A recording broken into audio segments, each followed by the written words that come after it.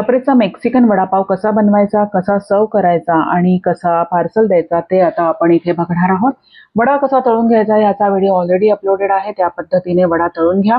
पाव व्यवस्थित कट करून घ्या टीथेड सुरीच्या सहाय्याने. पावाच्या आतल्या, खालच्या आणि वरच्या बाजूला अर्धा अर्धा चमचा बटर लावून घ्या. छान सगळीकडे स्प्रेड करून घ्या.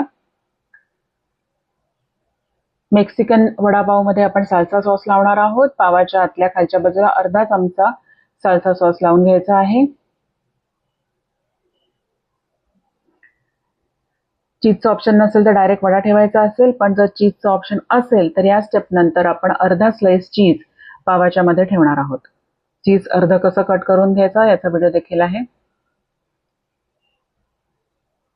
चीज ठेवून झाल्यावर त्याच्यावर आपण आता तळलेला वडा ठेवायचा आहे आणि वड्यावरून आपण अर्धा चमचा मेक्सिकन सॉस म्हणजे साल्सा सॉस लावणार आहोत. पाव बंद करून घ्या. मेक्सिकन वडापाव सर्व्हिंगसाठी रेडी आहे. वडापाव पार्सल कसं द्यायचं ते आता बघूया. बटर पेपर ट्रेमध्ये उलटा ठेवायचा आहे. सप्रेचा बटर पेपर आहे. तो ट्रेमध्ये उलटा ठेवल्यानंतर त्याच्या मध्यभागी आपण या साईजचा सिल्वर फॉईल पेपर घेणार आहोत. त्याच्यावर वडापाव ठेवून त्याला रॅप करून घ्यायचं आहे. सिल्वर फॉईलच्या वरून आपण सप्रेचा बटर पेपर रॅप करून घेणार आहोत.